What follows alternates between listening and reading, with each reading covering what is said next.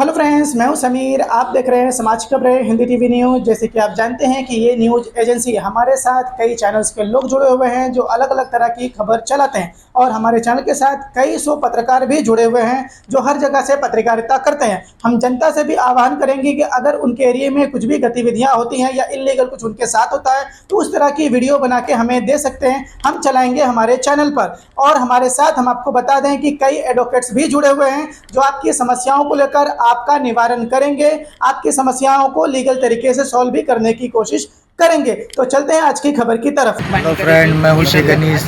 आप देख रहे हैं समाज की खबरें। हम यहाँ आए हुए हैं कुपोषणकर्ता जिनकी पानी की समस्याएं है, हम उनसे बात करने वाले हैं। अभी हम उनसे बात करेंगे। हाँ,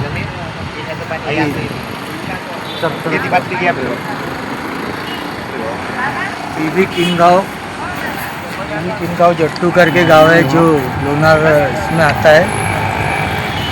अब हम इनसे जानेंगे इनकी समस्या है जो पानी की अस्वच्छता की समस्या है, जिसके बीमारी का धोखा है बड़े बुजुर्ग सबके लिए, पूरे गावकरी के लिए। हम उनसे जानेंगे अभी। माझं नाव विनोद इंगळे। आम्ही बीबी गावाहून आलेलो आहे लोणार तालुक्यामध्ये। आमची पाण्याची समस्या आहे। पाणी दाखव। अशा प्रकारचं पाणी आहे। आज आम्हाला 15 दिवसामधून नळाला येत आहे।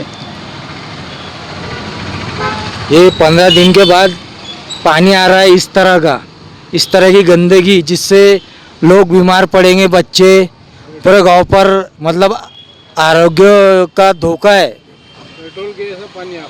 हाँ, तो इनसे जानिए, ये अभी बताएंगे उसके बाद। आमच्या इथे म्हणजे 1-2 वर्षापासून जलजीवन हे उपक्रम राबवण्यात आलेला आहे आणि जलजीवन हे 4.5 कोटीचा आमच्या गावामध्ये योजना आलेली आहे।